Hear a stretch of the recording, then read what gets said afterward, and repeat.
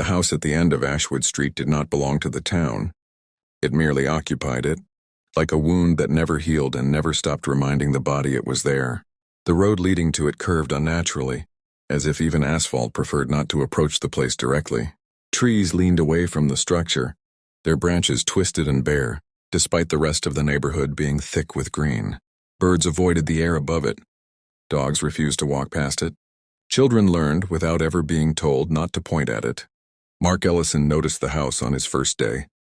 He had arrived in town with everything he owned, packed into the back of a rented SUV, and a restless sense that he had come here for a reason he couldn't quite name.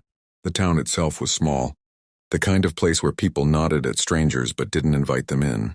The houses were modest, freshly painted, alive with signs of ordinary life. Then there was the one at the end of Ashwood Street, where the road simply stopped. Mark slowed his car without meaning to. The house stood 3 stories tall, though it looked taller because of how narrow it was. Its wood siding was darkened by age, and something else, stains that rain had never washed away. The windows were tall and thin, like watching eyes, and every single one of them was black. No curtains, no reflections, just darkness pressed against glass. The porch sagged under its own weight, and the front door sat slightly crooked in its frame, as though it had tried to escape once and failed. Mark felt a chill crawl across his arms. He told himself it was just an old abandoned house. Every town had one, yet something about this one felt alert, aware. The longer he looked at it, the stronger the sensation became that the house was looking back. That night at the local diner, Mark asked about it. The sound of forks against plates softened, then stopped. The waitress froze mid-step, her smile fading as though someone had wiped it away. "Ashwood House?" she asked quietly. "I think so," Mark said. "At the end of the street." She set down the coffee pot with a hand that trembled slightly. "That place has no owner." "Everything has an owner," Mark replied, attempting a casual tone. A man at the counter laughed once, sharp and humorless. "Not that thing." The waitress leaned closer. "People go in," she said. "They don't come out the same. If they come out at all." Mark waited for more, but she straightened and walked away. Conversation over. Around him, the diner slowly returned to noise, though everyone avoided meeting his eyes. That should have been enough. It wasn't. Mark had always been drawn to places like that. Forgotten places. Abandoned structures. He told himself it was curiosity, but deep down he knew it was something closer to hunger. He was a writer, though not a successful one, and he chased stories the way other people chased money. Ashwood House felt like a story that had been waiting a long time to be told. 2 nights later, he stood at the edge of the property with a flashlight in his hand.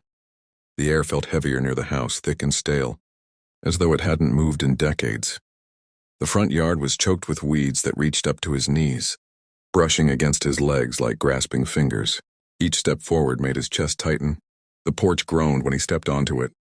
The front door was unlocked. That unsettled him more than anything else.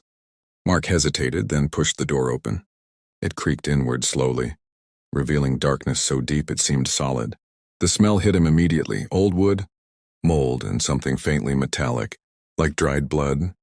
The door closed behind him with a soft but final click.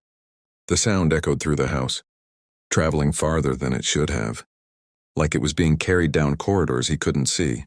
Mark turned, heart racing, and twisted the handle. It didn't move. "Okay," he whispered, forcing a laugh. "That's fine. That's just fine." His flashlight beam cut through the darkness, revealing a narrow entryway. The walls were covered in peeling wallpaper, patterned with flowers that had faded into sickly browns and yellows. Long scratches ran along the wood beneath, deep and uneven, as if made by fingernails rather than tools. The silence inside the house wasn't empty. It was crowded. Mark stepped forward, each footfall echoing too loudly. The beam of his flashlight swept over a staircase rising to the 2nd floor. One step was broken, caved in, its edges jagged. He felt it then, a sensation like being watched. Not from one place, but from everywhere at once. Somewhere above him, a floorboard creaked. He froze. The sound came again, slow and deliberate, followed by another. Footsteps. Someone was walking on the 2nd floor. "Hello?" Mark called, his voice thinner than he wanted it to be. The footsteps stopped. For a long moment, nothing happened. Then from the top of the stairs came the sound of a child giggling. It was soft, almost shy, but it sent a spike of cold through Mark's chest. The flashlight beam climbed the stairs, illuminating each step. Halfway up, something appeared. A footprint. Small, bare, wet. Another formed beside it. Then another higher up. A child stood there. It was short and thin, wearing clothes that might once have been white. Its head was bowed, long dark hair hanging forward, hiding its face. "Mark," the child whispered. "How do you know my name?" The child tilted its head sharply to one side, neck bending at an impossible angle. The smile widened. The flashlight flickered. When the light steadied, the staircase was empty. Mark turned and ran. The hallway stretched ahead of him, far longer than it had any right to be. Doors lined the walls, their frames warped and swollen.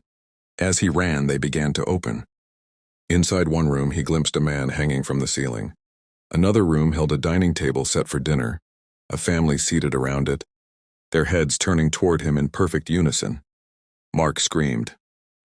Hands pressed through the walls, pale and bloated, fingers stretching and clawing at him. The door slammed shut behind him and locked. The room was almost empty. Only a tall mirror leaned against the far wall. His reflection stared back. At first it looked normal. Then the reflection smiled. Mark did not. "You came looking," the reflection whispered. "Now stay." The mirror rippled like disturbed water. The hand that emerged was his. "You do," it replied. "You always did." The door burst inward. The hallway had changed. Staircases appeared where none had been before. The laughter echoed around him, high-pitched, childish, delighted. The hallway was lined with doors, all of them open. Men, women, children. They blinked in unison. "Stay. Be with us." The basement was vast. Inside the pit lay bones. "This is where we keep them," the child said. "I'm the house. I keep them." Mark fell. The pit swallowed him. He escaped. He left town at sunrise. But sometimes, late at night, his reflection would linger just a moment too long before copying his movements, as if waiting for the day he came back.